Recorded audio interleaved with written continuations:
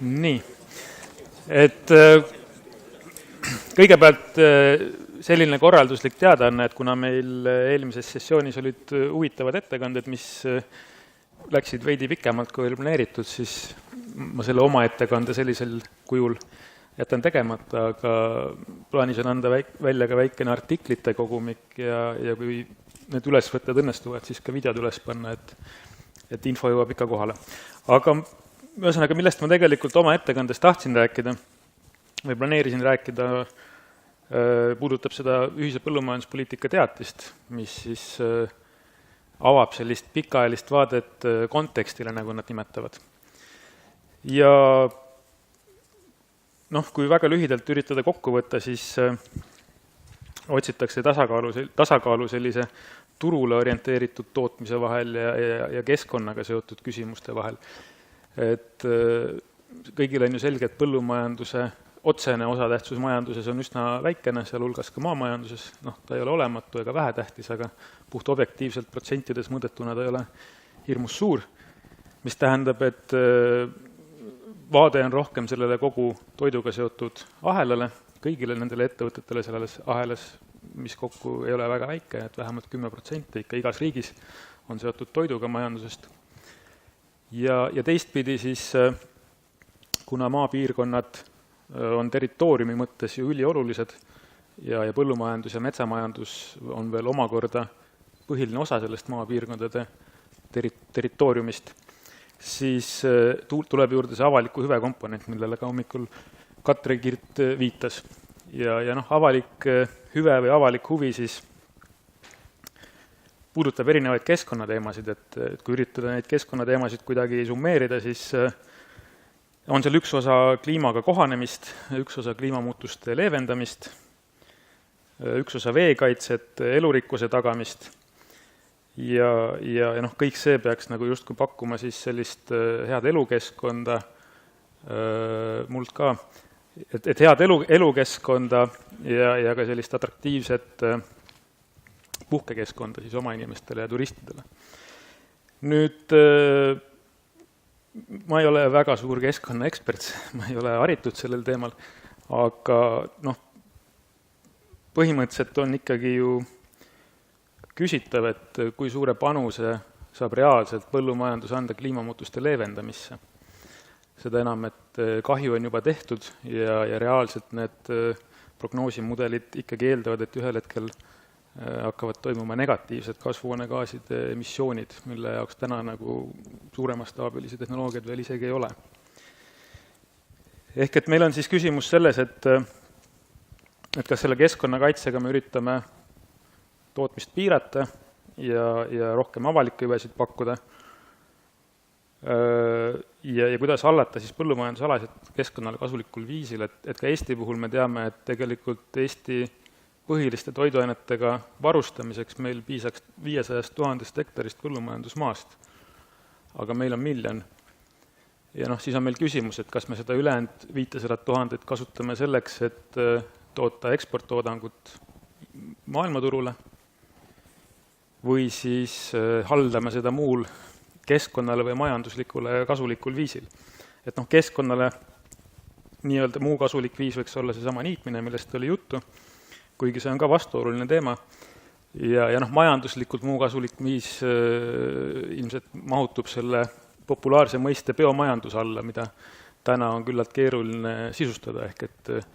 põhimõtteliselt on ju huvitav rääkida sellest, et seda biomassi võiks kasutada teistes tööstusharudes, et sealt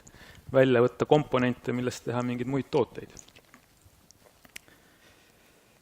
Ehk et seal on küsimus selles, et kas siis keskenduda isevarustatusele või ekspordipotentsiaali ärakasutamisele, et see ekspordipotentsiaal pigem tuleb siis leida väljaspool Euroopa Liitu, kuna Euroopa Liit on ju püsiva rahvaarvuga, et see rahvaarv ei kasva ja toidutarbimine ka ei kasva elaniku kohta, et see ei ole iseenesest kasvav turg, et ainukene kasv saab seal olla kvaliteedi suunas. Aga see omakorda nüüd sõltub sellest, et millised on tarbijate harjumused, eelistused ja ka võimalused seda kvaliteetsemat ja kallimat toitu osta. Ehk et see on see keskkonnatelg ja teine huvitav teema, mida nad seal üritasid avada, oli siis maapiirkondade elujõulisus, mis ühelt poolt on siis seotud selle maapiirkonnas toimuva majandusega või ettevõtlusega. Põllumajandusel on seal suur roll, aga mitte enam kindlasti mitte poolt sellest maapiirkonna majandusest, et biomajandusest nähakse potentsiaali, aga seal on suur küsimus, et mis mastaabis need biomajandusettevõtted tegutsevad, et see üks näide sellest tselluloositehasest võimalikust Tartu külje all tegelikult räägib seda keelt, et mastaabid on suured ja see ei ole nagu lahendus väikeettevõtlusele otseselt maapiirkondades. Ja kui me keskendume maapiirkondadele kui elupaikadele, et siis järelikult muutub hoopis oluliseks see, et milline on nende ühendus ülejäänud piirkondadega, et nii füüsiline taristu kui siis ka infokommunikatsioonitaristu. Ja kõik see kokku tegelikult viib selleni, et need on äärmiselt nagu laiad ja komplekssed teemad ja me peame vaatama tulevikku rohkem kui 7 aastat, aga ühine põllumajanduspoliitika paraku on selline vahend, mis küll retoorikas võib need teemad üles tõsta, aga ilmselt ei paku kohe lahendusi sinna. Et tõenäoliselt see järgmine reform kisub ikkagi sinna kanti, et leitakse natuke rohkem vahendeid või instrumente riskide haldamiseks, võib-olla seotakse otsetoetusi enam mingisuguste otseste keskkonnaalaste tegevustega ja ehk leitakse ka vähekene suurem rahakott biomajandusele. Ja see on ka enam-vähem kõik ilmselt, mis selle 7-aastase perspektiiviga on võimalik teha. Arvestades veel seda, et Brexiti tulemusena tõenäoliselt ÜPP eelarve ei kasva, et võib-olla ta jääb nominaalses mõttes samaks, aga reaalväärtuses hakkab vähenema ja Eesti kindlasti ei ole see riik, kes seda riigipoolset kaasfinantseerimist saab sinna väga palju juurde panna järgmisel perioodil. Ehk et see on siis lühikokkuvõte sellest minu ettekandest ja selle taustal ja siis kõigi tänaste eelnevate ettekannete taustal avaksin selle auväärse paneeldiskussiooni auväärsete panelistidega, et mida teie arvate, et kust me seda keskkonna ja majanduse tasakaalu peaks otsima ja leidma, et äkki alustaks Alex sinust? Aitäh! Tõsi on, et kui me tahame tõsiselt rääkida jätkusuutlikust arengust põllumajanduses ja maamajanduses üldse, siis me peame arvestama majandust, sotsiaalseid aspekte ja keskkonda kõiki, eks ole, ja täna on põhiliselt olnud juttu majandusest, natukene sotsiaalsetest ja siis üks ettekanne oli ka keskkonnale, kui konkreetselt ainult siis veekeskkonnale. Et kui tegelikult mõelda sellest pikas perspektiivis, siis minu arvates selline nullsumma mänguna käsitlemine või kompromissi otsimine ei olegi see õige, vaid õige on tegelikult sünergiate otsimine. Ehk siis õige on otsida selliseid viise maad majandada, et me saame söönuks ja samas jääb põhjavesi kaitstuks, et me kasvatame toitu, aga meil on ka edaspidi olemas tolmeldajad, sest see on ka selle sama toidu kasvatamise jaoks hädavajalik, et me mullastiku elujõud säilib. Ehk siis tegelikult ikkagi peab otsima selliseid viise ka keskkonnasõbralikult toota, et see tootmine on jätkuvalt olemas. Et me kõik teame, täna ka sellest räägiti, et Eestis on mahetootmise osakaal kiiresti suurenenud. Et see on tüüpiline näide sellest, ma räägin tõsistest mahetootjatest, loomulikult nagu igas asjas, mis on mingil määral populaarne ja mida ka toetatakse, tekib ka libategijaid, aga on ääretult vale nende libategijate põhjal teha mingisuguseid üldistusi mahetootmise kohta tervikuna. Ma isiklikult tean ja ma arvan, et paljud siin teavad väga palju väga tõsiseid mahetootjaid, kes on ikkagi tõsised tootjad. Ja see on ikkagi keskkonna suhtes vastutustundlik. Teine selline oluline aspekt, millega ma olen isiklikult palju tegelenud, mis on põllumajanduse seisukohalt justkui natuke marginaalne, aga kui lugeda kõik need lihaveised ja lambad kokku, siis see nii väga marginaalne ei olegi. ja looduskaitseliselt väga oluline on see pärandkoosluste hooldamine ehk poollooduslike koosluste hooldamine, need põlised karja- ja heinamaad, millega on seotud väga oluline elurikkus ja mis säilivad ainult siis, kui neid karjatada või seal heina varuda. Et nii-öelda need on sellised kaks sellist tüüpilist näidet selle kohta, et hoida loodust, hoida keskkonda ei pruugi tähendada seda, et me vähem toodame. See võib tähendada, et me toodame mõnel pool, kus me võib-olla muidu turutingimustes ei vaevukski tootma mõnel märgalal ja teistpidi mahetootmise puhul võib-olla tonnides toodamegi vähem, aga hästi tehes on võimalik rahas toota isegi rohkem, kuigi tänane turusituatsioon seda veel väga ei soosi. Nii et minu arvates tuleb otsida mitte mingisuguseid kompromisse, vaid eelkõige otsidagi sünergiaid. Kas tahab keegi siit üle võtta? Ma paar sõna lisaks, et sellele mõttele juurde, et ma vaatan puhtalt niimoodi nagu majanduskriteeriumite järgi ja mõte viib kohe sinna, et kuidas siis sotsiaalsus maapiirkonnas saaks toimida, et järelikult meil on vaja, et need töökohad, mis täna põllumees on, et oleksid ka piisavalt tasustatud, mis tähendab seda, et meil on nagu tootlikkus hästi oluline teema ja nagu nägime, et tegelikult tootlikkus ju kasvab ja võib-olla selle nii-öelda kompromissi mõttes, et kuidas keskkonna ja selle nii-öelda põllumajandustootmise vahel nii-öelda kompromissi leida või ka koostööd leida, ka sünergiat leida, et võib-olla on see märksõna nagu jätkusuutlik intensiivistamine, et kus me vaatame küll tootlikkust, aga me teeme seda nii-öelda targalt.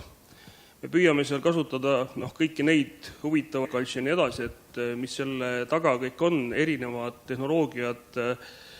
ja tegelikult teadmised, et see on selles mõttes sünergia, see on koostöö ja kuidas nüüd seda hästi kokku panna, see on võib-olla see küsimus, et mis on nagu väljakutse ka tuleviku mõttes. Küsiksin äkki, Marju, nüüd sinult, et küll sealt ettekande slaididest sai toonud eraldi välja neid mahetootjaid ja tavatootjaid,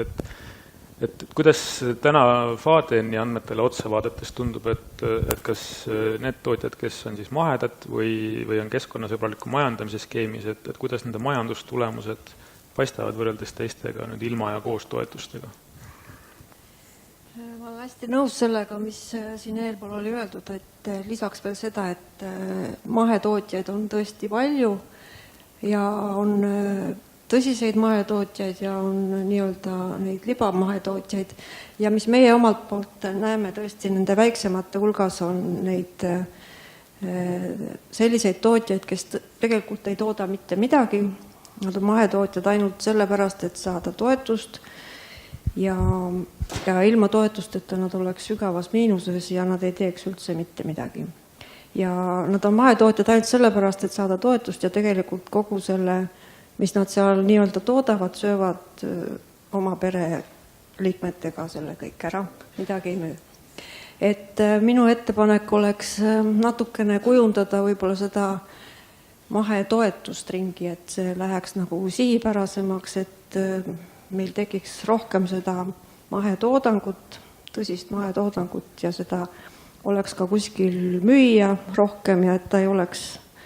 nii pööraselt kallis, kui ta kuskile müüki tuleb, et see oleks nagu ka nagu mingi tõsiselt võetama tootmisaru, mahetootmine. Aga konkreetseid numbreid mul siin praegu ei ole võtta, aga me oleme neid analüüsinud küllalt, et need numbrid on kõik olemas ja ma võin öelda seda, et mahetootjad on kõige suuremad sõltlased toetustest. Et nad tegelikult muidu üldse ära ei elaks. Et Roomet, kuidas see teema põllumeeste organisatsiooni poolt vaadates välja paistab? Esiteks nad on muidugi toetustest kõige suuremas sõltuvuses, sest seda ju seostatakse tavapäraselt selle nii-öelda suure avaliku hüvega, mida need tootjad pakuvad, et selles mõttes on nagu mõnes mõttes loogiline, et seda siis me olemegi ju rääkinud ka sellest, et kas peaks seda nimetama toetuseks või kompensatsiooniks või mingisuguseks stiimuliks või ühesõnaga. see on üks pool, aga tahtsin selle alguse poole juurde tulla tagasi, et minu arust selles teatises ka räägib nagu sellest, et et sa kuidagi püüdsid vastandada nagu seda keskkonnahoidu ja siis eksporti, et seal need, mida Randogi nimetas, et need smart agriculture ja täppisviljelus ja tehnoloogiline areng ja Aadi ettekandes oli see big data ja tegelikult meil on nagu nii palju potentsiaali keskkonna heaks midagi ära teha, kui me lihtsalt teeme neid asju veel rohkem teadmiste põhiselt, et seetõttu ma arvan, et see ekspordi arendamise suund, mis ma ei suuda ette kujutada, et see nagu poliitiliselt või kuidagi meil mentaalselt oleks seda võimalik väärata, et ma vaatasin neid selle PõKa tegemise valguses neid erinevate sektorite arengukavasid, siis igal pool räägitakse tootmise kasvatamisest, ekspordist ja nii edasi, et see on nagu meil mentaalselt see suund ja seda saab väga edukalt, ma arvan, arendada selles niimoodi, et me tegelikult ei kahjusta keskkonda. Ja siit võiks selles mõttes tulla järgmise alalõiguni, et päris mitmes ringkonnas ju Eestis arutatakse ka päris tõsimeeli selle üle, et mis võiks olla see mõistlik toode, mida eksportida, et isegi kui meil on maad justkui, arvestades meie rahvaarvu suhteliselt palju põllumajandusmaad, et siis kogu selliselt me jääme maailmaturul selle tavalise masstoodanguga ikkagi väga väikeseks tegijaks. Ja isegi ei suuda mingisuguseid suuremaid lepinguid võib-olla kogustega siis tagada või täita. Et võib-olla nagu Eesti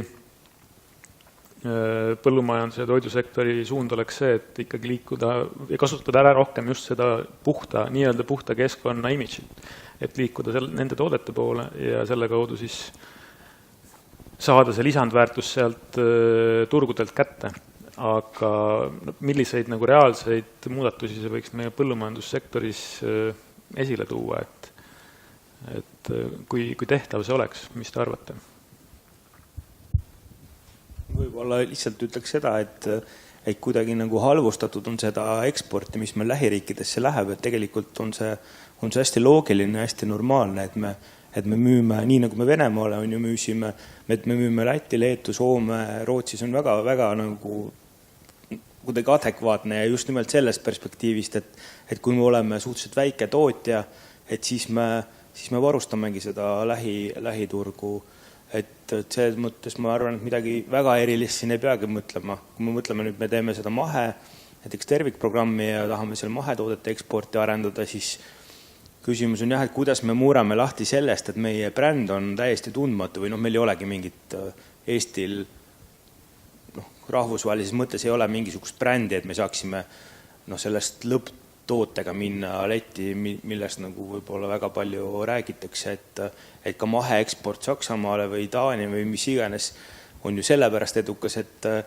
see läheb kuskile loomade söödaks ja tarbija ei saa kunagi teada, et see mahetoode oli nii-öelda Eesti oma, vaid näiteks selles samas mahedas ju on kohalik ja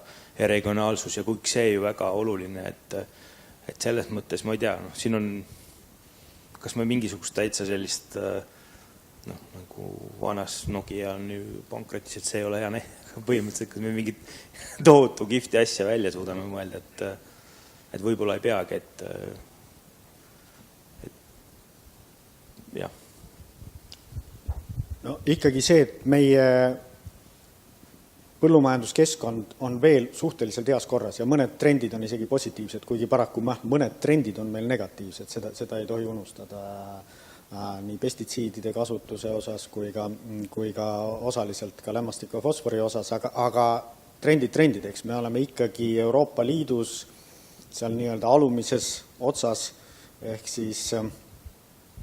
nii-öelda see ots, kus siis põllumajanduskeemia müüjad näevad tohutut potentsiaali, et meil on suur kasvupotentsiaal ja keskkonna poolt me võime ikkagi praegu veel öelda uhkusega, et me oleme ühed Euroopa Liidu puhtamad. Läti ja Leeduga me siin küll ei eristu, küll aga üsna selgelt eristume Saksamaa või Taaniga, kus on küll mitmed trendid jälle meist erinevalt nende samade kemikaalide kasutamise vähendamise suunas. Aga see, kust nad vähenevad, on sedavõrd palju kõrgem foon kui meie oma, et me võime praegu veel selgelt öelda uhkusega, et meie keskkond on oluliselt puhtam. Ja kui me suudame seda ära kasutada ka majanduslikult, see on ikkagi ka teatud määral turundusargument. Ja teine on see, millest ma enne põgusalt mainisin,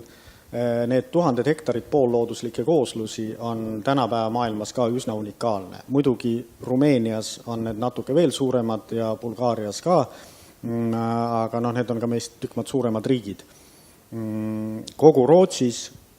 mis on meist ikkagi tükmad suurem riik ja mis on ka Euroopa mõistes nii-öelda looduslähedase põllumajandusmaastikuga, on need pinnad umbes võrreldavad meiega. Ehk siis nii-öelda suhteliselt on need pinnad meil tunduvalt suuremad, see elurikkuse taust on väga suur, ehk siis kui me suudame piisavalt brändida seda, et see liha või see juust on toodetud karjamaal, mille karjatamine on vajalik selleks, et need ja need liigid säiliks. Et kui need karjamad kasvavad kinni, siis need liigid kaovad ära. Kui me suudame seda kasutada turundusargumendina, siis me suudame ka seda juustu või seda liha, tänapäeval enamasti liha, sest et piimakarja meil enam nendel kooslustel palju pole, aga seda liha näiteks suudaksime ilmselgelt müüa kallimalt, aga see vajab teatud turuarendust. Nüüd,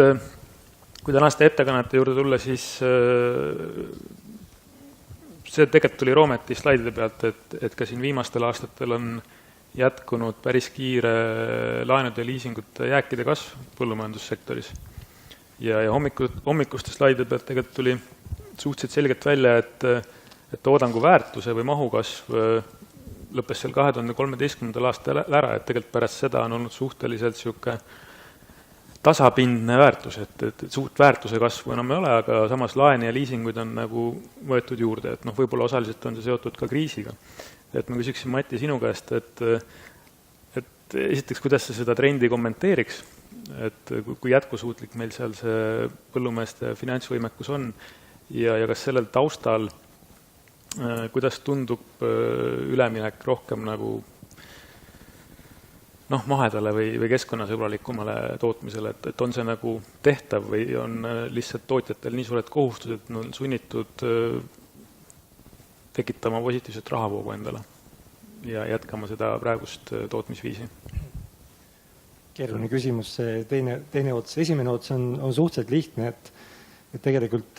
tulen tagasi komplekssüsteemide juurde, et kui me näeme sellist olukorda, kus võlakõrdad on kõrged, tehnoloogiasse on investeeritud ja tegelikult me tahame lahendada veel omakorda täiendavaid keskkonnaprobleeme, ehk tegelikult peaks veel investeerima, siis kusagilt peab see raha tulema, eks. Ja mina näen, tulen esimese küsimuste juurde tagasi, päris esimese, et mina näen, et see keskkonna pool saab tulla ainult tarbijalt ja tööstuselt. Et tegelikult tarbija peab aru saama, mida ta tarbib ja maksab ikkagi selle kinni. Sest tegelikult uus reaalsus on see, et ma ei tea teie kõik, et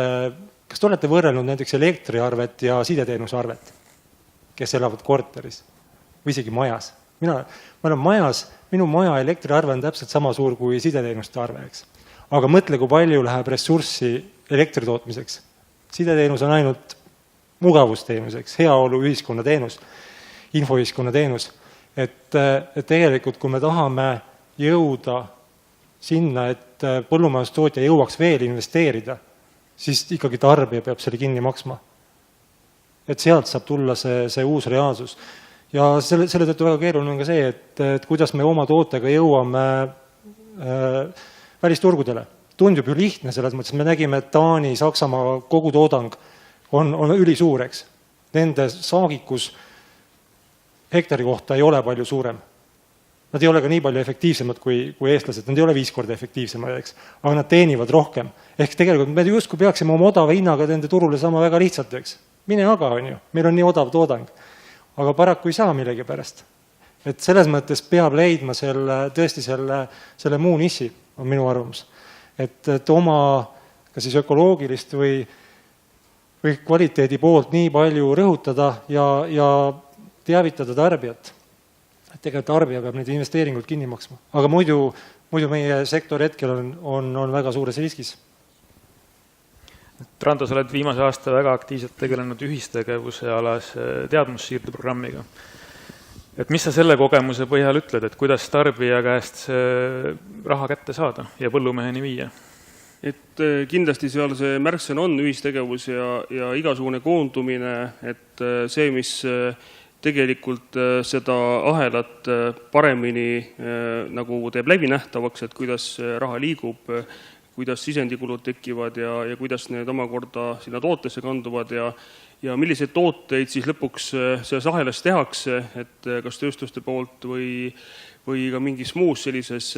võimaluses, et see on kindlasti hästi oluline ja see on koostöö. Ja kui me räägime ikkagi sellest, et kas meil nii-öelda asendab kõik selline looduslik pool, asendab meil tänast heaolu tasandit ja ka tegelikult võimaldab edasi areneda, et siis me peame kahjuks arvestama sellega, et me oleme globaliseerunud süsteemis ja tegelikult, et seal mängib ikkagi rolli see, et meil peab olema tootlikkus, veel kord tootlikkus, ja selle tootlikkuse juures tegelikult mängib rolli see, et mis on mastaap, kuidas me suudame ise nii-öelda oma sisendi hindasid nii-öelda kontrolli all hoida ja teiselt pool, et kuidas me suudame siis nende toodetega, mis me oleme tootnud, turgudel kaubelda ja otse loomulikult, et kui meil on see mingid eripärad, siis need annavad turul ju mingit eelist, eks, aga ma tegelikult kahtlen selles, et see oleks selline lahendus kõikide jaoks, pigem selline nišid ja selline mahetootmise teema esiletoomine, see on lahendus kellegi jaoks, mitte kõikide jaoks, et kui me vaatame Eestit kui tervikut, siis me peame, võib-olla märksõna siin Eestis on see mitmekesisus, et meil peab olema seda kui teist kui kolmandat ja võib-olla see on see ja teistpidi tulles koostöö juurde, ühistegevuse juurde, siis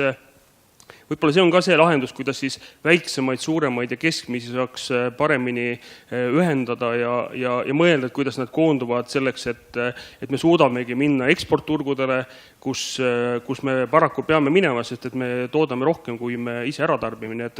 Et koostöö, ühistegevus on siin märksõnad ja no, kindlasti igal asjal on oluline äriplaan. Roomet tahab kommenteerida. Lihtsalt ühte asja, et siin tarbija peab kinni maksma, et ma arvan, et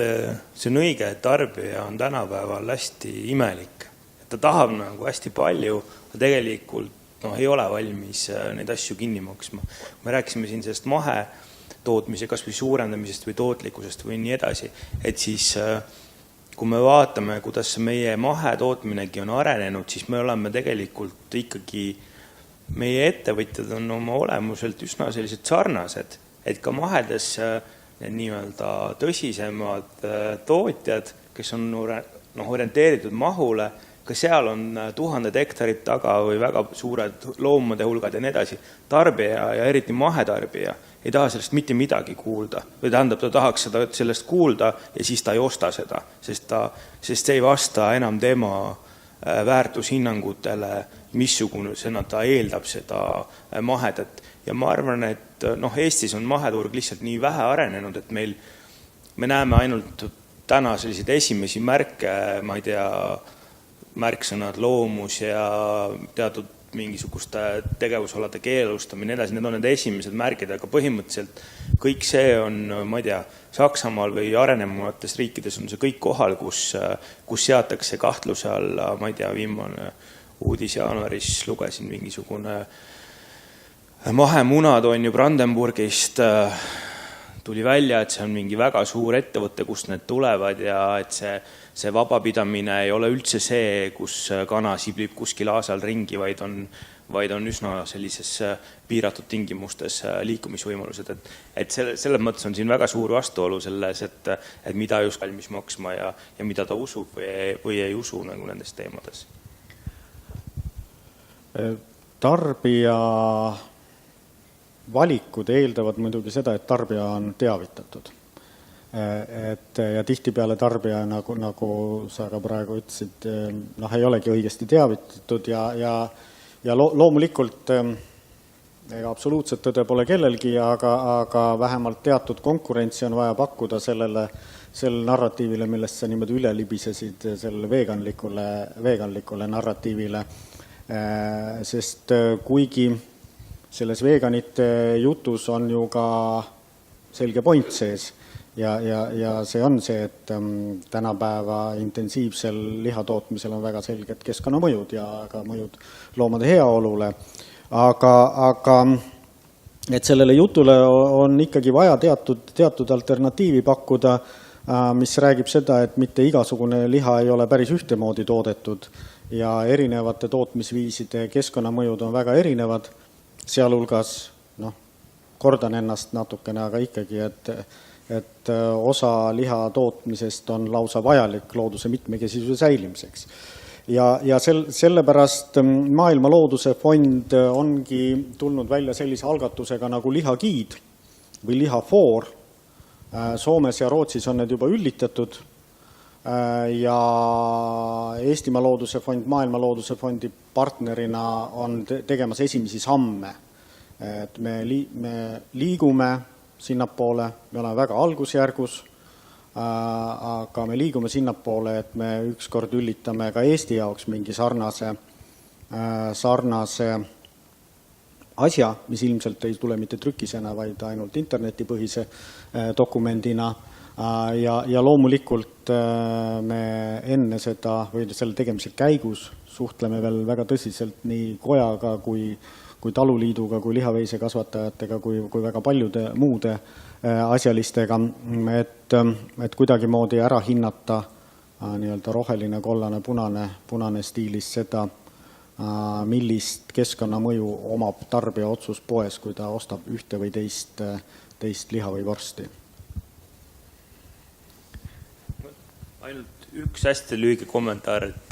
et lihaveise kasvatus,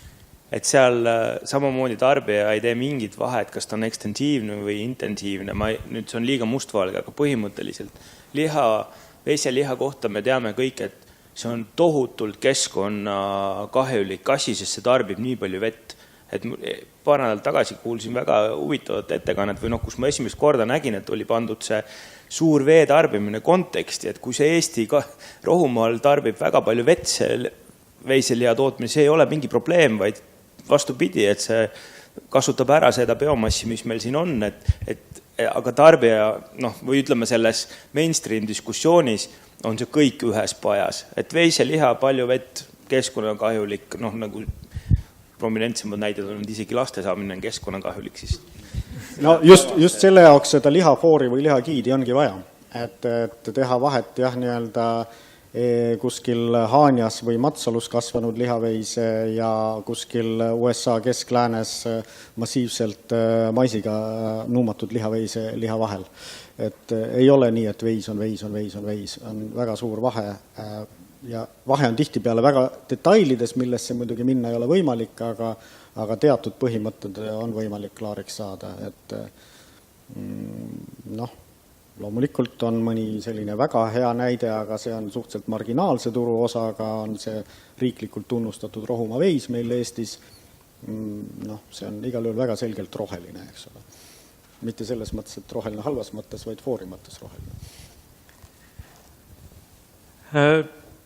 Eesti saab 100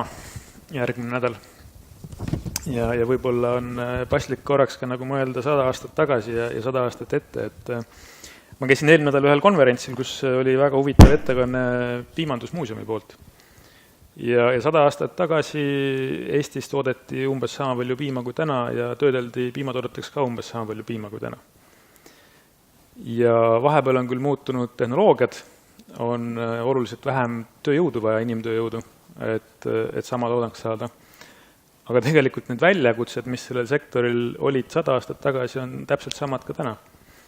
Et kuidas saada kokku piisav kogus ekspordiks, kuidas tagada hea kvaliteet, kuidas jõuda välisturgudele ja kuidas tuua see raha siis põllumeheni tagasi. Et ma pigem küsiks nagu niipidi, et me siin arutame hästi kitsalt nagu põllumajanduspoliitika vaates neid küsimusi, aga äkki see suur pudelikael asub hoopis kuskil mujal. Et tehnoloogia on muutunud, keskkond on ka muutunud osaliselt tehnoloogiate kasutamise tulemusena, aga tegelikult see väljakutse, millega me pusime, on hoopis kinni inimestes ja inimeste peades. Et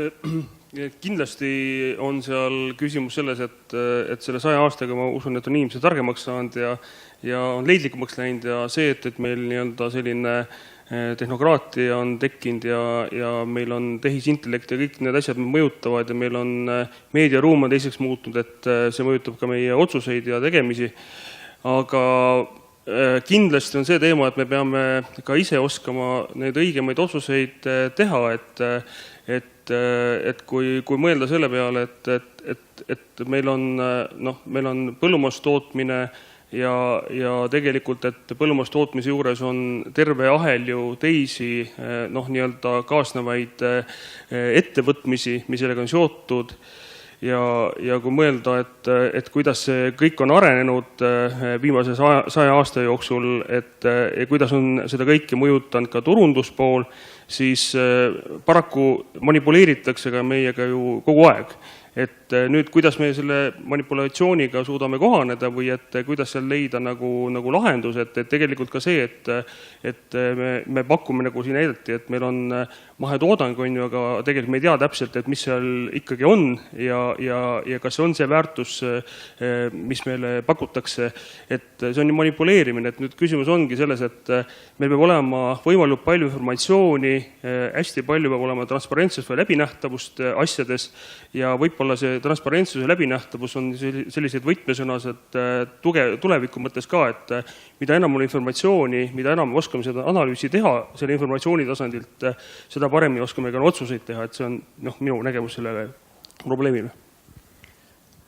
Aga kas see probleem ei seisne mitte selles, et tuleks osata ka paremini äri teha? Et lihtsalt tuleks osata ja arendada seda oskust, kuidas oma kaup maha müüa. Et seal ei ole meie nagu positsioon 100 aastaga palju muutunud.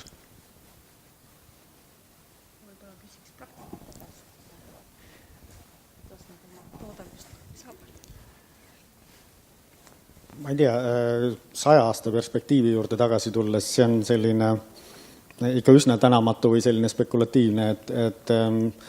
100 aastat tagasi oli meil veisekasvatus laias laastus sama tähtis kui täna, aga see oli täiesti teistsugune. Lihaveistest ei teadnud me siis midagi, samas piimakarja kasvatus oli sedavõrd ekstensiivne, et 100 aastat tagasi veel olid siin-seal suured mõisakarjad alles, need nii-öelda maareformi käigus lammutati laiali, kus olid suured mõisa nuumhärgade karjad,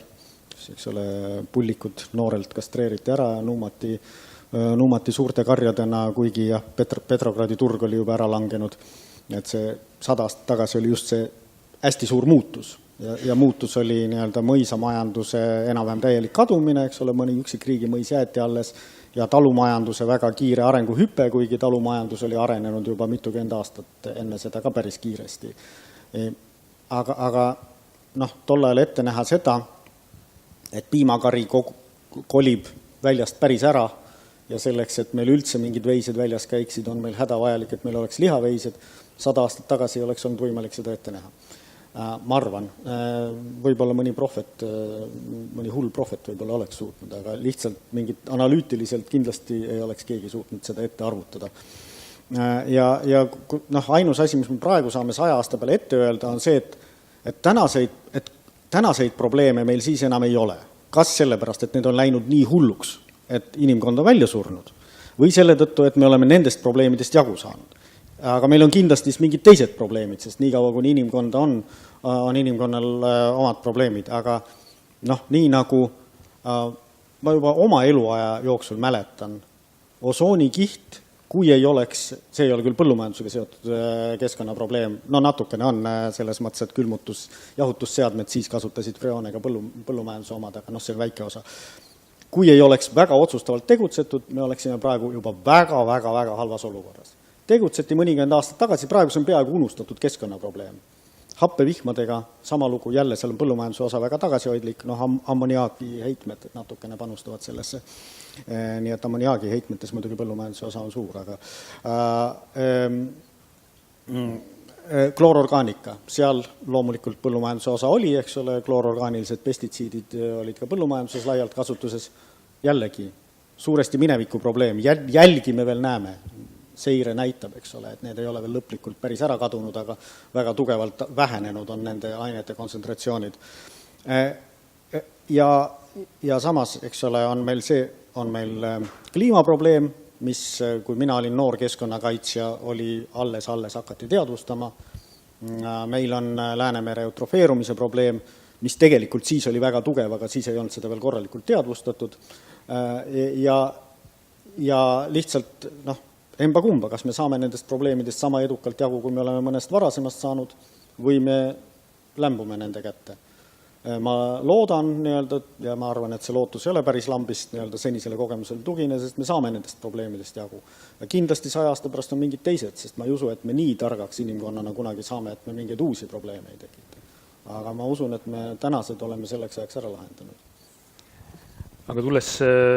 nüüd pisut lühema ajaperspektiivi peale, et seda järgmist põllumajanduspoliitika perioodi täna siis kavandatakse umbes nii 10 aasta perspektiiviga. Et küsiks teie kõigi käest, et mis on teie ootused nüüd järgmisele põllumajanduspoliitika perioodile, et millise suuna see põllumajanduspoliitika võtab, mis oleks Eesti huvides ja mis on tegelikult mis jääb reaalsuse piiridesse?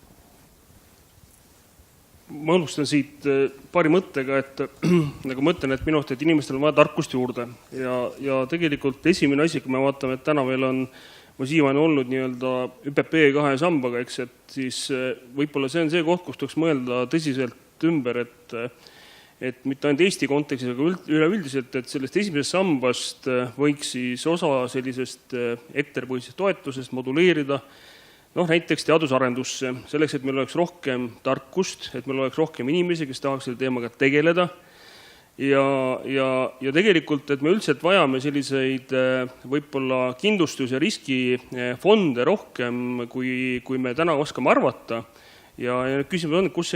see allikas leida ja kindlasti seal on üks teema on ÜPP, ka siis tõenäoliselt esimene sammas ja ka teine pool on siis teise samba ehk siis maaelu arengukava finantsinstrumentide teema, sest tõenäoliselt on ka see aeg läbi saanud, kus me pidime rohkem mõtlema, et me anname toetusi ja need on tagastamatud, sest et võib-olla just ongi nende finantsinstrumentide mõte see, et me võimaldame seda kõikidele turuosalistele ja me tegelikult saame finantsinstrumentide kaudu saame ka riiki raha tagasi, nii et see on võib-olla selline üks mõtlemise koht, et kuidas tulevikus võiks enam seda poliitikat kujundada. Marju, kuidas sina järgmist 10 aastat põllumajanduspoliitikas näed või mida sa ootad või soovitaksid? Eks me näe. Eks me näe. Et minu meelest praegu on nõrk koht see nõuandesüsteem, seda võiks natuke turgutada. Et ma ei räägi suurtest ettevõtetest, kus on tegeldakse sellega ettevõttesiseselt, aga need väiksemad ja juba üksjagu kasvanud ka juba keskmise suurusega, et nad on oma teada üsna targad ja enesekindlad, aga nii kui tuleb mingi halvem aasta või niinimetatud kriis juba peale, siis neil puudub see plaan B ja nad ei ole varunud ka mingeid varusid headel aastatel ja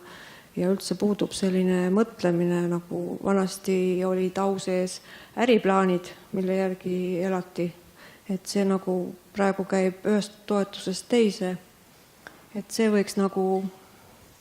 minu soov oleks järgmiseks 10 aastaks, et põllumehed natuke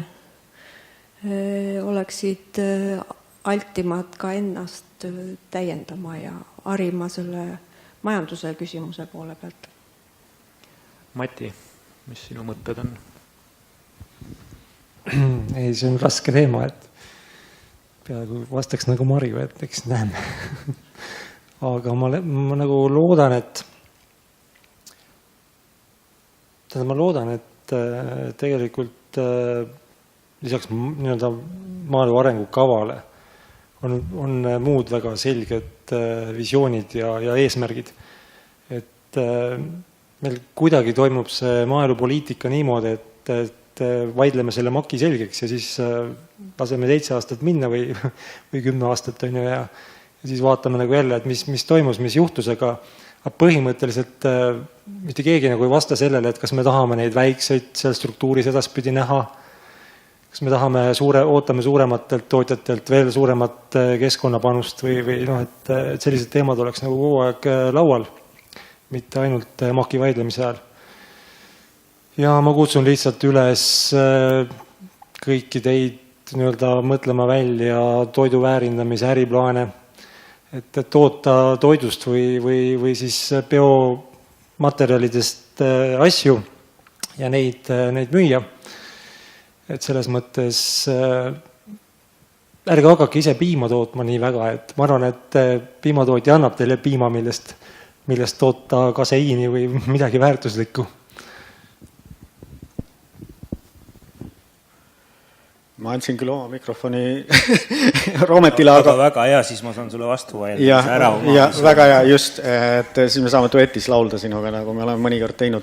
Et tegelikult see ühise põllumajanduspoliitika reform on ju sisuliselt nii-öelda protsess on alanud, et komisjoni teatis on juba mitu kuud olnud väljas. Ja kui vaadata, mis seal oli positiivset või mis on negatiivset, siis sissejuhatuseks ütlen, mis keskkonnaorganisatsioonidele kindlasti pettumust valmistas, kuigi see ei üllatanud, aga pettumust valmistas sellegi poolest, on see, et tahetakse jätkata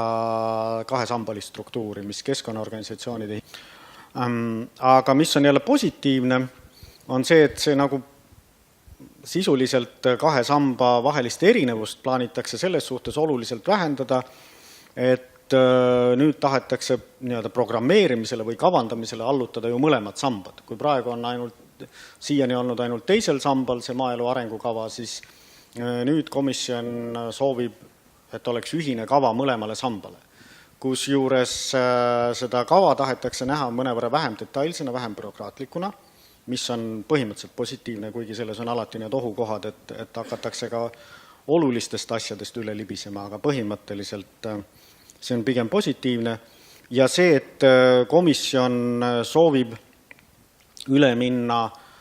seniselt ikkagi väga kohati nagu üle mõistuse mõttetult detailsete reeglitega poliitikalt ühiste eesmärkidega poliitikale, kus meetmed kavandavad liikmesriigid, on ikkagi mõistusepärane, kuigi jällegi kuni neid eesmärke ei ole kokku lepitud, on jällegi siin samas see ohukoht, et tekib selline oht, et liikmesriigid hakkavad võistlema, kes teeb võimalikult lodevad reeglid, arvates, et niimoodi nurki lõigates on võimalik mingit konkurentsieelist saavutada. Lühikeses perspektiivis on see võimalik, aga see on ikkagi väga lühinägelik. Kui suudetakse need ühised eesmärgid piisavalt hästi kokku leppida, et need on tõesti ühemõtteliselt mõistetavad ja siis komisjon saab tõesti arusaadavalt vaadata, kas see, mis liikmesriigid oma kavasse on sisse kirjutanud, teenib neid eesmärke ja ülejäänud detailid, mitu puud tohib karjamaal olla, see on see, millega mina olen maadelnud aastaid. Et see idiootsus kaob ära ja et karjamaa on ikkagi karjamaa, et karjamaa põhiline tunnus on see, et loomad söövad seal. Mitte see, mitu puud seal on või mitu, kui kõrge see üks või teine rohutukk on. Mõne meetme puhul on see oluline, aga väga üldises mõttes on see täiesti mõttetu, millega on tegelikult karjakasvatajad kiusatud. Ja kui siis siduda toetused keskkonnaeesmärkide ambitsioonikusega, võimaldaks see lõpuks Eestil välja tulla sellest olukorrast, kus me praegu oleme, kus toetused on ajaloolise taaga tõttu ikkagi meil hektari kohta sedavõrd palju madalamad. Loomulikult jah, nagu komisjon näitas, arvutada võib mitut moodi, kui arvutada töötaja kohta ja nii edasi, siis on hoopis meie toetused üsna kõrged, aga hektari kohta me kõik teame, et meil on ühed Euroopa Liidu madalamad, eriti esimest sammast arvestades, aga ka mõlemat summas arvestades. Et kui ikkagi toetused nende tase oleks ka seotud eesmärgi ambitsioonikusega, eesmärgi saavutamisega, siis see võimaldaks ikkagi lõpuks tõeliselt ühtlast konkurentsitingimust ja tõepoolest võiks olla üheks suureks võimaluseks meie põllumehele. Jah, finantsinstrumentide asi jooksis siin korra läbi, et on ilmselt väga mõistlik seal, kus investeeringu eesmärk on puht majanduslik, võimalikult palju minna selleni, aga kus investeeringud, nad võivad olla küll ka majanduslikult kasulikud, aga samas kannavad ka selget keskkonnaeesmärki, ei võiks see olla ka edaspidi ikkagi tagastamatu. Või mingit muud avalikku eesmärki, aga mina mõtlen eelkõige keskkonnale. Ja isegi kui ta on samas ka majanduslikult kasulik, aga kui on selge keskkonnakasu olemas. Roomet. Mõtlesin, et mida ma siis ütlen. Et põllumajanduspoliitika iseenesest on väga naljakas, et kui me mõtleme selle ÜPP, ma ei tea, 50-60 aasta peale tagasi, et siis ta mingil ajal oli hästi palju sellele stabiilsusele ju orienteeritud. Meetmed olid teised, olid tollid ja mingid muud asjad. Põhimõtteliselt siis oli see perfektne, ütleme, riskide maandamise süsteem, turuhind oli kõrge ja sissetulekud ja selliseid kriise ei tekkinud ja turgude volatiilsust polnud. Vahepeal me siis läksime süsteemi peale, kus me oleme hästi turule orienteeritud, kõik iga see võnge ja kõikumine tegelikult siis läheb tootjale väga kiiresti kohale ja kõik saavad sellest osa. Nüüd me tulevikku vaadates loomulikult unistame, et tuleks jällegi suurem stabiilsus. Võib-olla need meetmed on nagu natuke teistsugused, kui nad olid toona, aga jah, et naljakas, et tegelikult mõnes mõttes me nagu tahame kogu aeg seda stabiilsust, mis võib-olla, ma ei tea, põllumajandus on selles mõttes võib-olla eripärane sektor, et ma ei tea, kas teised majandusharud ka mõtlevad sellele, et kindlasti kõik unistavad sellest, aga kas ka kuidagi tegeletakse sellega, et sellist suurt stabiilsust tagada. Aga mis ma tegelikult tahtsin öelda, oli see, et kui me räägime põllumajanduspoliitika kujundamisest, siis minust see kojas oli juba 4-5 aastat tagasi oli meil on mingi programmiline dokument, on sees selline mõte, et kui me seda põllumajanduspoliitikat kujundades suudaksime rohkem lahus hoida nii-öelda selle mitmekesise publiku või siis need sihtgrupid, kes meil selles põllumajanduspoliitikas on, et me räägime seal sellest, et on väiksemad majapidamised, mis on ilmselgelt sotsiaalse iseloomuga, mis on tegelikult rohkem sotsiaalpoliitika, see ei ole majanduspoliitika. Täna me väga palju nii-öelda nende majanduspoliitika meetmetega püüame nagu selles grupis midagi ära teha, aga see ei õnnestu. Siis on olemas, ütleme, üks grupp ettevõtteid, kellel võib-olla see tootmismaht ei ole nii suur, aga nende võimalus on just siis pakkuda neid eritooteid, minna kaugemale ka nii-öelda oma ettevõtte sees väärindamisega ja nii edasi, et see natuke imelik sõna nutikad nišitooted on nagu see teema. Ja siis on see kolmas grupp, mis annab meile väga suure osa täna põllumajandustoodangust Eestis on ikkagi peamiselt sellisele mahule ja ka otse öeldes intensiivsusele, aga tootlikkusele suunatud tootmine ja sellel on omamoodi nõuded ja kõik tegelikult nendel on igal ühel omad vajadused ja omad spetsiifikad, et lihtsalt mis mind nagu selle viimase 10 aasta jooksul, mis ma ise olen tihedamalt seotud olnud selle poliitika kujundamisega häirib, et ükskõik mis arutelu on, kõik need 3 asja on nagu risti põiki segamini ja sa tegelikult ei saagi kuidagi nagu ratsionaalselt ja rahumeelselt nagu neid teemasid arutada, sest kõike püütakse läbi segi arutada, et see on nagu võib-olla tulevikuks. Lisaks ma nõustun selle, mis Alex ütles, et ja minu arust ei olegi siis enam eriti suurt vahet, kas see on esimene või teine sammas ja nii edasi, et kui me seda teeme sellise ühtse plaani ja püüame seal leida mõistuspärased meetmete kompleksid, siis ütleme, kuidas mingid ühte või teisi probleeme lahendada, et siis see kahesambaline struktuur, ma saan aru, et on vajalik ainult Euroopa Liidu eelarve kavandamise perspektiivist, et kuidas me nagu pakendame mingeid asju. Et mõni mõte juurde siit lihtsalt Roometile, et tegelikult mis mind nagu natukene häirib on see, et millest ka Roomet juba rääkis, et meil nagu ei ole tegelikult eesmärki. Meil ei ole väga selgelt pandud paika eesmärki, et mis me siis ikkagi tahame saavutada ja me vaatame ainult kõikide nende teemade juures, mis maaelus, maamajanduses on, me vaatame ainult seda nii-öelda ÜPP teemat. Et tegelikult meil on ju kompleksselt on ka teisi allikaid, mis peaksid ka neid küsimusi lahendama ja aitama lahendada. Et pigem, et võib-olla siis selle ÜPP kontekstis me võiksime mõelda, et mis on need suured eesmärgid, mis me tahame sellega saavutada ja vastavalt selle tuleb ka leida siis vahendid, eks ju, et muidu on niimoodi, et me püüamegi siit ja sealt ja kas me siis lõpuks selle suure eesmärgi saavutame mitte, et selle ühistegevuse pikas programmi juures ma lihtsalt õppin seda ja kuulan kõrvalt, et hästi oluline, et need samad ühistud püstitaksid endale väga selged eesmärgid ja kaasaksid liikmeid ja tegelikult, et siin ka nagu Eesti riigi mõttes on oluline, et näiteks praegu on tänuväärne, et ju Maaeluministeerium hakkab ju see strateegiat välja kujundama põllumajanduse kalanduses, et ta kaasab nii-öelda sektorit, aga küsimus ongi, et ka seal on vaja kõigepealt püstitada ikkagi need eesmärgid, mis suunas me tahame minna, et vastavalt sellist kujundada ka meetmed, vahendid, sest kui eesmärgid on segased või need ei ole täielikult nagu paika loksunud, läbi vaieldud, siis tegelikult me kasutame valesid vahendeid, et see on see minu mõte. Lihtsalt üks oluline asi, mis me ikkagi mõtlesin veel on, et seda, et keskkonnanõuded karmistuvad, me teame kõik, et kes seda ei tea, siis see lihtsalt peidab liiva alla pea ja siin ei saa ei poliitikud ega põllumajandusorganisatsioonid midagi ära teha, et need lähevad karmimaks. Nüüd küsimus on jah, et kuidas me selles tingimuses suudame, meie liikmete seisukohalt, kuidas nad suudavad tulukuse ja sissetuleku säilitada,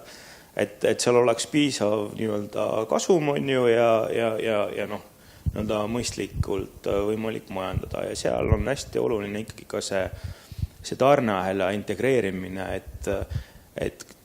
kui me jääme nagu sellele tasandile, kus me täna nagu ikkagi jätkuvalt veel oleme, et meil põllumehed ja töötlev tööstus on nagu kosmos, kuu ja päike, et tihti on tunne, et neil ei ole nagu mitte üldse ühiseid teemasid, kuigi neil on väga palju ühiseid teemasid. Et seal me peame küll ka poliitikas leidma nagu neid meetodeid, kuidas me nagu seda asja lähemale üksteisele toome. Ja ma toon lihtsalt ühe näite sellest perioodist ja eelmistest ka, et meil on selline tore meede MOK-is, ma olen ise seal hindamiskomisjonis, sellepärast ma tunnen seda päris hästi, on tootjarühmade loomine ja arendamine. Ja see ju tegelikult tänaseks enam ei soodusta ühistegevust Eestis, vaid see lõhub ühistegevust. Meil on selline meede, mis loob stiimuli killustada seda nagu pilti, et sellised asjad on nagu, mis tuleks tõsiselt ette võtta, et me ikkagi püüame nagu koondumise suunas, mitte nagu ei loo stiimuleid, et iga viiene grupp teeb ise mingi asja.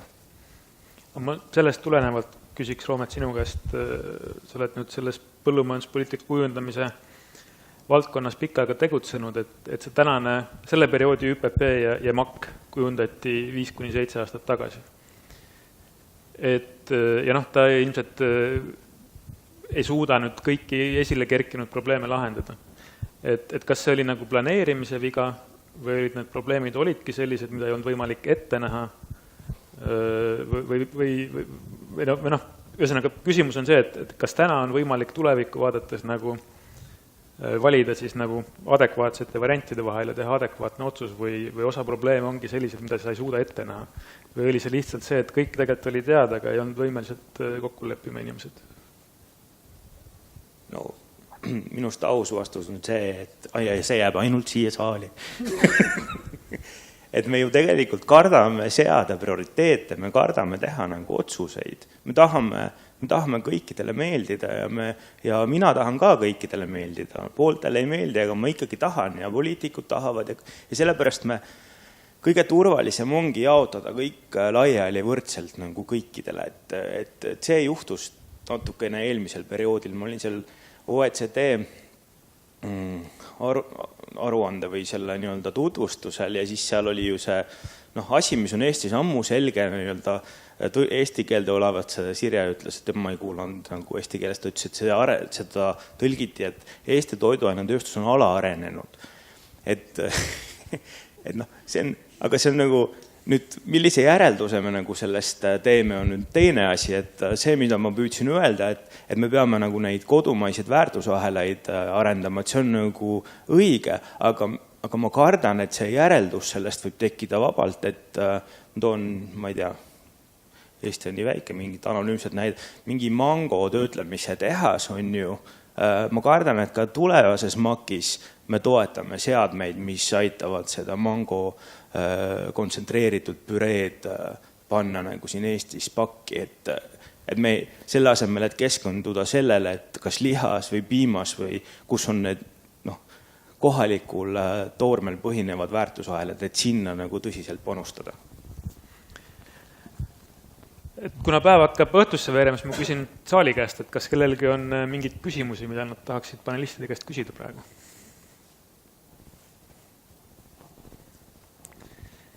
Üks küsimus on tekkinud.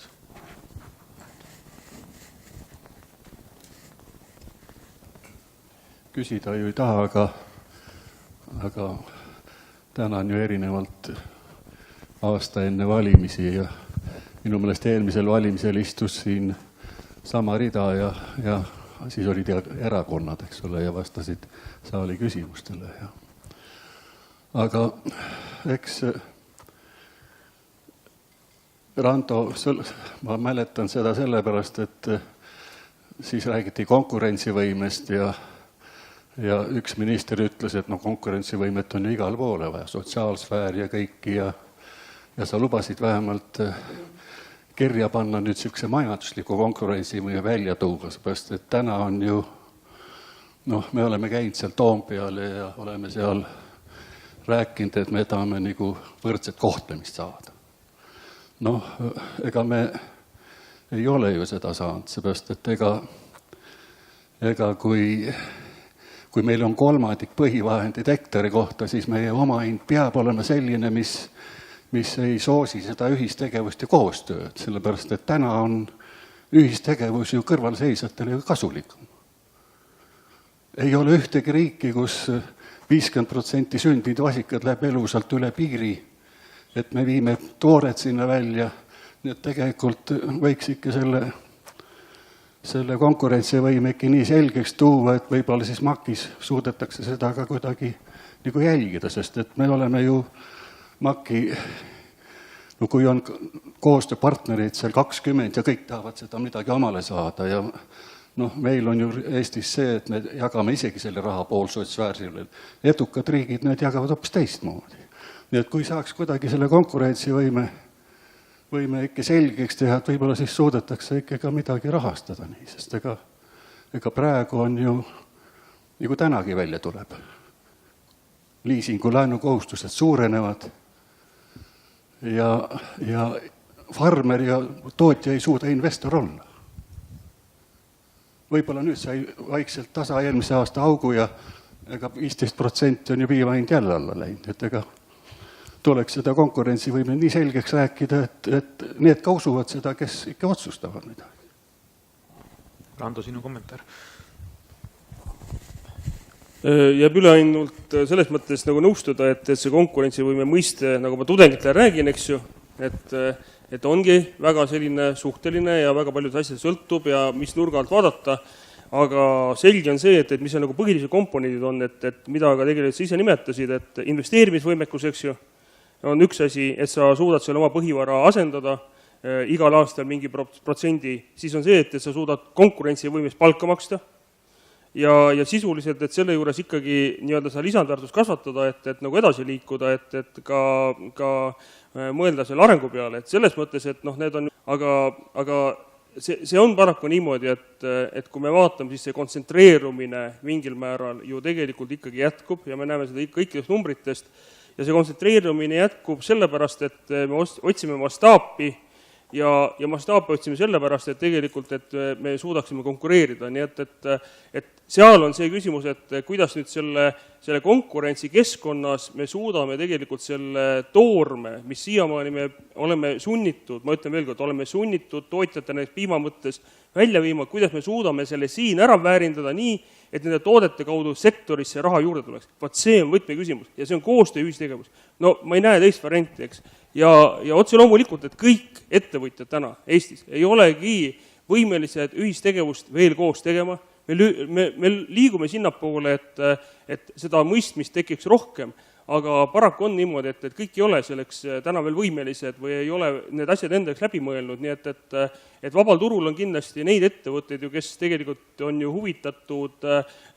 toimima nii, nagu nad täna toimivad ja saavad hakkama, aga tervikuna Eesti mudel võiks olla see, et me liigume sellise ühistegevuse suunas ja seda näitas ka ajalugu, et see oli meie jaoks kunagi edukas ja ma arvan, et see muutub ka varsti uuesti edukaks. Olav Kreenil küsimus või kommentaar? Jah, pigem küsimus võib-olla, et rektor hommikul sissejuhatuses ütles, et ega meil peaksime tegelikult mõtlema selle peale, mis on see uus reaalsus meil. Vaadates seda tänase päeva teemat, et kas kriis on seljatatud, siis minu jaoks pigem nagu tundub, et see kriis võib-olla ongi see uus reaalsus, aga kõikidele ettekandjatele tahaks püstitada selle küsimuse, tuletades meelde seda vähest, mis mulle kooliaasta ajalootundidest meelde on jäänud. Ja üks selline fraas oli, et kui kaotasid lahingu, ära kaota õppetundi. Ehk siis, mis meil on õppida sellest senisest kriisist sellesse uude reaalsusesse, lähtuvalt sellest, mida te oma ettekandes analüüsisite või mida te ka teiste ettekannetest täna kuulsite siin. Et see on küsimus kõigile. Mikrofon minu käes, ma ütlen, et mis ma nagu ütlen, ma tundub, et mis me võiksime õppida on see, et kuidas me oleme paremini valmis selleks olukorraks, mis on tekkinud, mis tähendab, et need on seotud riskide juhtimise erinevate teemadega, siis see, et tegelikult kuidas me suudame kohaneda kiiresti,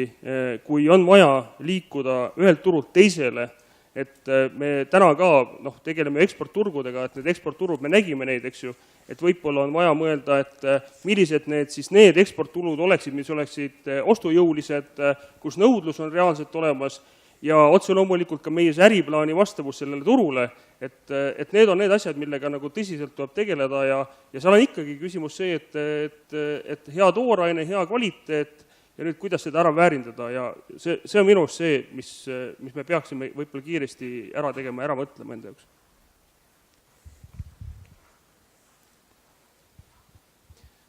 Ma ei tea, ma lisaksin omalt poolt seda, et kuidagi me oleme ikkagi ühiskonnas hakanud väga kiiresti elama, ja see äriplaani teema läheb nagu kuidagi nii tahaplaanile, et me näeme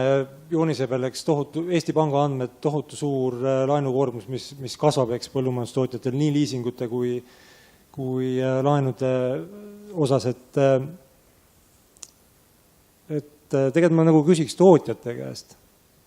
et kus see raha nagu siis tagasi tuleb sealt äriplaanist. Et minu meelest õppetund oli, finantskriis oli, eks, siis tõmmati investeeringud maha, samas nüüd pannakse täie rauaga edasi, kui need turuhinnad järgi ei tule, tuleb mingisugune kriis, eks, et siis on sama olukord. Et kus see raha tuleb?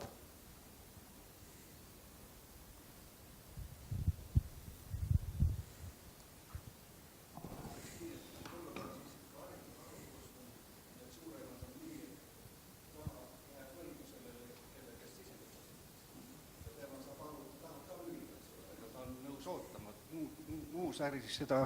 seda ju tehakse kohe pankrotiavaldust, aga põllumajandussektorit ei ole võimalik ju katkestada. Ei saa minna 1300 lehmaga homme lihakombinaati ja praegu lihtsalt need, kes sisendeid müüvad, need ootavad, kannatavad. Müüvad kas või järgmise aasta saagi ära, aga see ei lase elama hakata. Täiesti arusaadav, et lihtsalt konks on nagu selles, et me tahame nagu olla kõigist ees, eks. Et kas see kiirustamine nagu on mõttekas. Lõpuks me elame ikkagi nagu võlgu. Et naerame kreeklasi, naerame lõunaosariike, eks, aga lõpuks elame ise nagu kõigile võlgu. Et ja paraku on jah see, et eraviljaga saab hoidlasse panna, piima pead sa nagunii ära andma iga päev. Et et selles mõttes siin eelnevatega täiesti nõus, et ühistegevus on see, mis ilmselt saab seda piimasektorit parandada ja seal peab nagu vaatama siis, et kuidas need tööstused tulevad.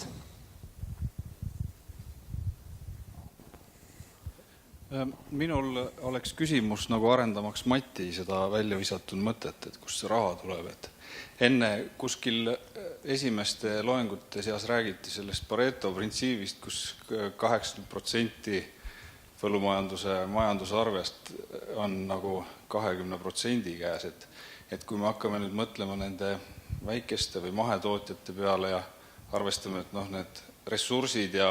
vahendid nende toetamiseks on ka suhteliselt piiratud, et võib-olla Roomet vastad sina, et kust see raha tuleb, et neid toetada. Kas ma annan vahepeal Roometile või jah? Las Roomet vastab ära, siis läheme tagasi Olavi küsimuse juurde, sest seina seest tuleb, kust ta ikka tuleb.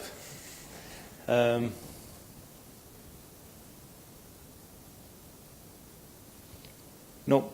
ma ei tea. Minust kas me ei ole nagu samas olukorras, nagu me olime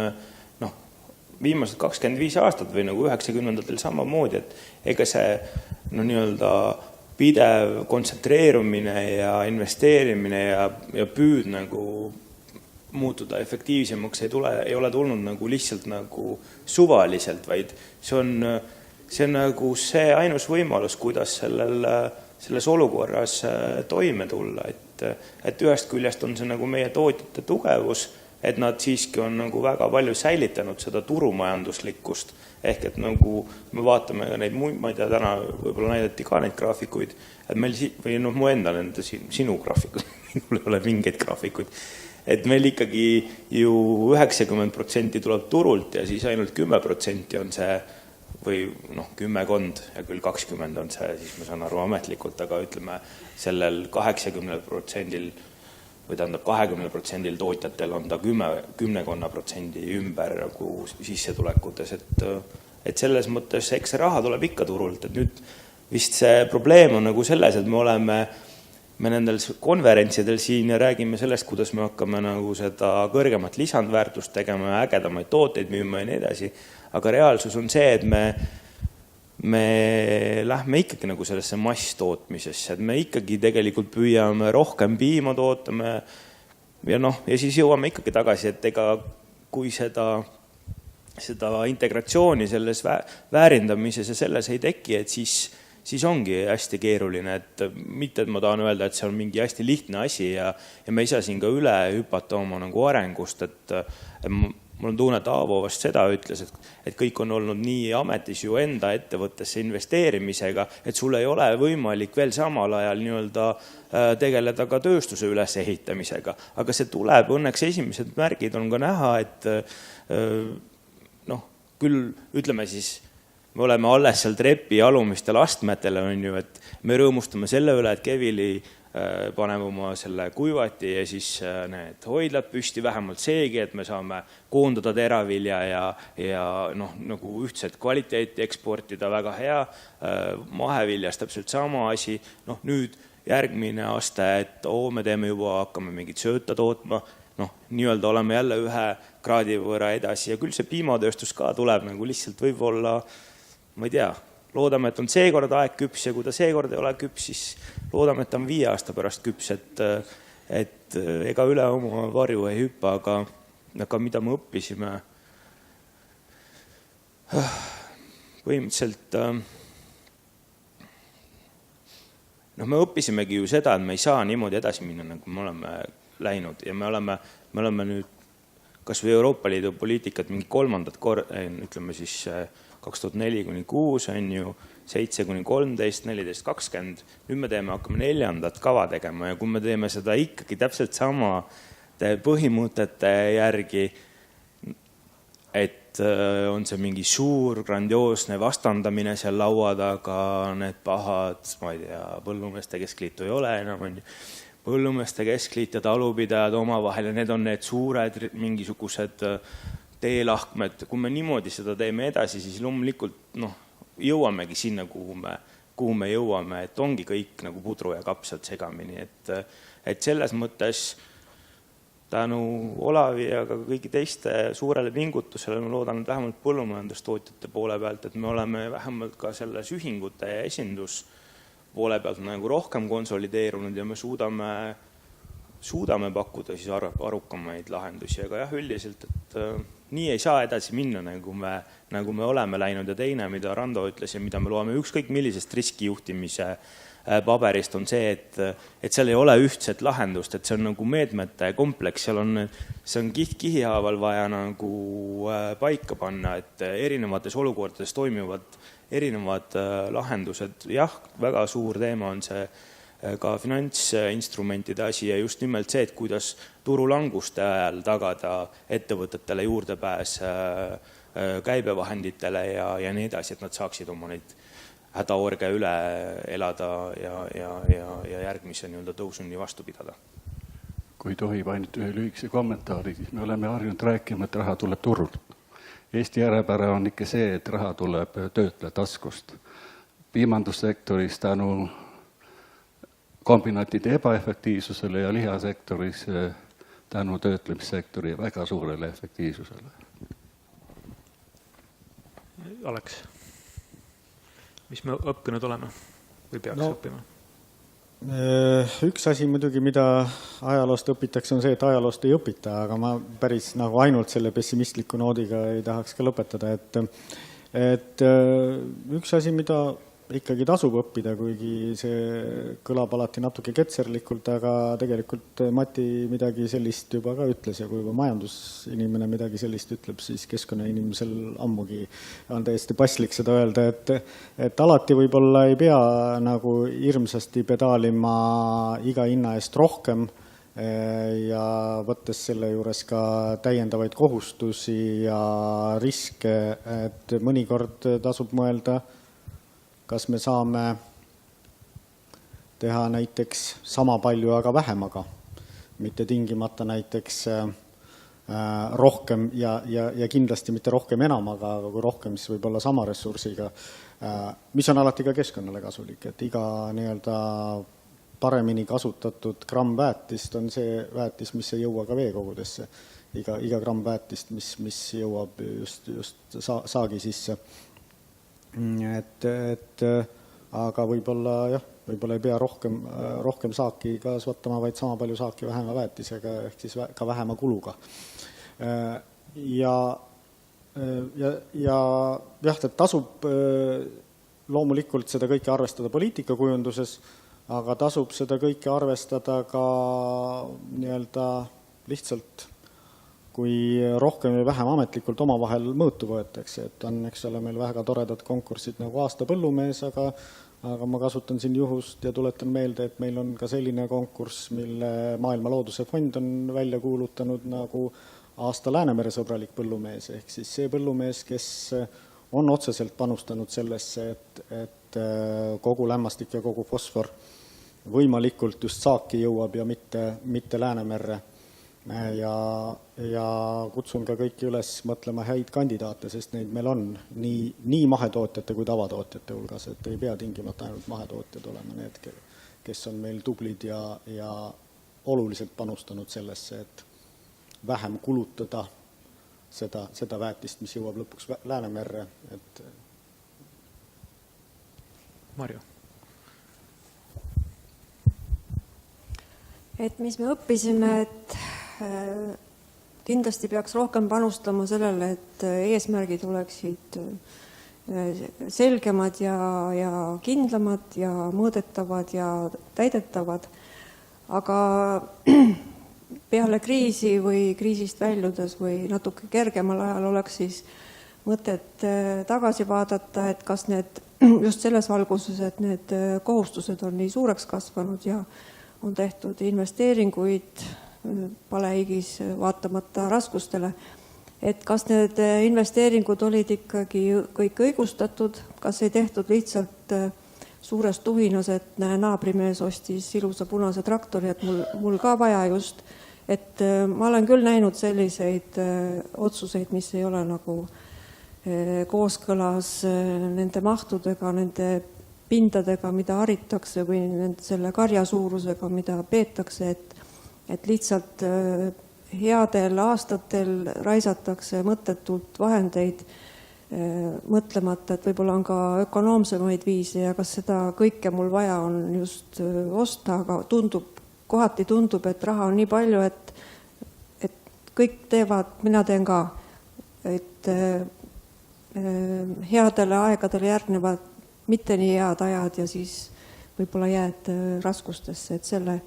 selle õppetunni võiks nüüd küll võtta minu meelest. Ma siis lisan omapoolse väikse mõtte ka, et meil Eestis on poliitika kohta ainult üks sõna, et see on poliitika, inglise keeles meil on 2 sõna, on policy ja politics. Et ma arvan, mis meil sellest kriisist nagu tasub õppida, on see, et alati peab olema see pikem perspektiiv olemas, policy ja see asi ei muutu nii kiiresti, et mõned fundamentaalsed asjad püsivad, et kui Eestis on 100 aastat toodetud piima ekspordiks, et see ei ole asi, mis 3 aastal on nii ja järgmisel 3 aastal siis jälle ei ole nii. Et see on suhteliselt püsiv fakt. Ja kui sul on need pikaajalised eesmärgid ja sihid selged tegelikult, millele ka teised viitasid, siis sellistes kriisiolukordades tuleb reageerida kiiresti ja tuleb neid võimalusi kasutada, mida on võimalik kasutada. Et nüüd me jõuame selle poliitiksi või selle paha poliitika juurde või olupoliitika juurde, et viimases kriisis vähemalt ühte võimalikku oleks ju tegelikult olnud riigil võimalik neid üleminekutoetusi maksta. Ja võib-olla see on ka nagu see üks koht, mis on kasvatanud seda laenukoormust. Et tegelikult me seda laenukoormust peaksime natukene rohkem nagu lahti arutama ja vaatama, et kui palju sellest on seotud investeeringutega ja kui palju sellest on seotud tegelikult sellega, et enda likviidsust hoida. Ja jah, et ühesõnaga pikk perspektiiv, aga samas nagu hea kiire reageerimisvõime ja neid võimalusi, mis on, tuleb siis ära kasutada. Et muidu me tegelikult kahjustame ka seda, neid kohti, kus meil on nagu pikemaajaline konkurentsieelis olemas ilma asjata. Niimoodi, aga aeg on tegelikult sealmaal, et on aeg tänane päev kokku võtta, et ma tänan väga kõiki paneliste, tänasid esinejaid ja kõiki publikust, kes te olete siia lõpuni jäänud kuulama ja kaasa mõtlema. Et ma loodan, et see päev oli sisukas, pakkus mõtteainet, infot ja võimalusi ka oma kolleegidega mõtteid vahetada. Ja korraldusliku poole pealt lihtsalt selline info, et kui meie salvestised kõik õnnestusid, siis me saame